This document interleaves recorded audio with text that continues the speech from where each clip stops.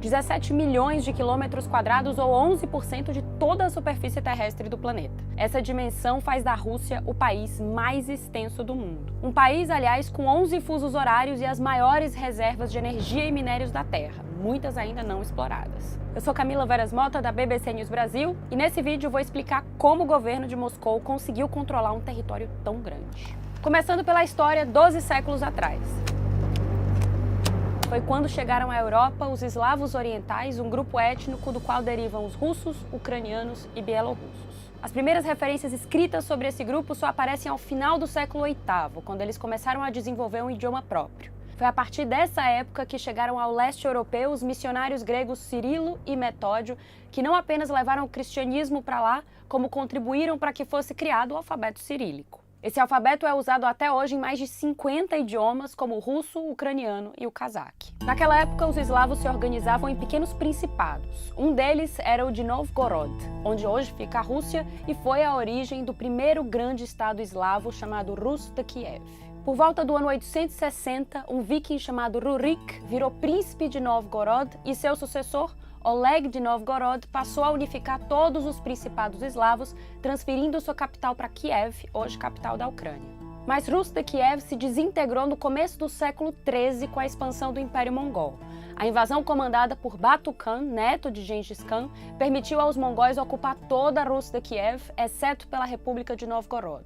Depois, com a fragmentação do Império Mongol, surgiu o Principado de Moscou, apontado como a origem do que hoje conhecemos como Rússia. Também chamado de Moscóvia, esse principado foi ganhando prestígio e ampliando suas fronteiras durante os séculos XIV e XV. As maiores conquistas foram no reinado de Ivan III, o Grande, que em 1478 adotou o título de soberano de toda a Rússia e proclamou Moscou como a terceira Roma, ou seja, herdeira dos impérios romano e bizantino. Mas seu neto, Ivan IV o Terrível, deu um passo além e em 1547 se autoproclamou czar, um termo derivado do César latino.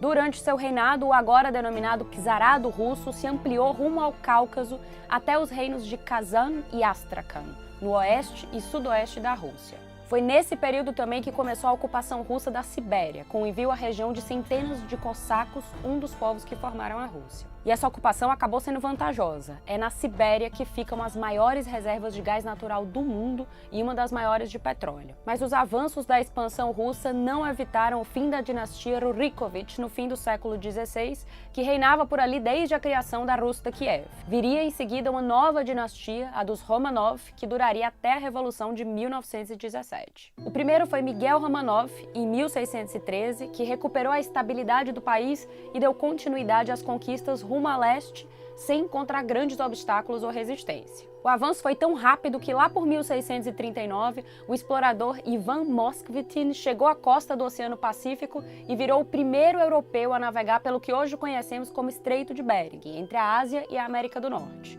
O nome do estreito é uma homenagem ao navegador dinamarquês Vitus Bering, que trabalhava a serviço da Rússia e iniciaria mais tarde a exploração da região que hoje é o Alasca, até ela ser vendida aos Estados Unidos. Enquanto isso, no lado oeste, a Rússia conseguiu recuperar territórios da antiga Rus de Kiev. A grande mudança seguinte na história da Rússia veio com Pedro I o Grande. Em 1721, ele assumiu o trono de imperador e o czarado virou Império Russo. Essa decisão ocorreu depois de uma vitória importante diante da Suécia, dando aos russos um acesso ao Mar Báltico. Foi justamente durante essa guerra que foi fundada a cidade de São Petersburgo, em homenagem a Pedro I, que virou a capital do Império. Mas as conquistas do lado oeste eram difíceis. Na região do Mar Negro, por exemplo, a imperatriz russa Catarina II, a Grande, precisou lutar contra o Império Otomano para anexar a Crimeia em 1783 e Odessa em 1793. E um acordo com a Prússia e a Áustria fez o Império Russo anexar o leste da Polônia. Pouco depois, a Finlândia também passaria temporariamente às mãos russas em 1809. De volta ao lado leste, um marco foi a inauguração da ferrovia Transiberiana em 1904, que partia de Moscou e terminava no Oceano Pacífico.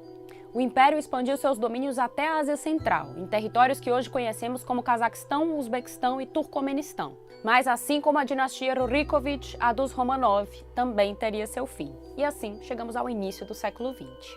A insatisfação popular crescia diante da corrupção, escassez de comida e sistema de privilégios do Império Russo e chegou ao auge com a devastação humana e econômica causada pela Primeira Guerra Mundial, que abalou o prestígio russo como potência europeia. Foi o Caldeirão que ajudou a instigar a Revolução Russa de 1917, forçando a renúncia do czar Nicolau II, que meses depois seria executado com sua família pelos bolcheviques. Daí nasceria a comunista União Soviética, que se estruturou em várias repúblicas, sendo a maior delas a República Socialista Federativa Soviética da Rússia.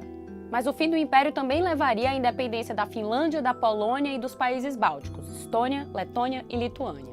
Veio a Segunda Guerra Mundial e a União Soviética voltou a anexar as nações bálticas, assim como algumas regiões da Finlândia, da Alemanha e da Polônia.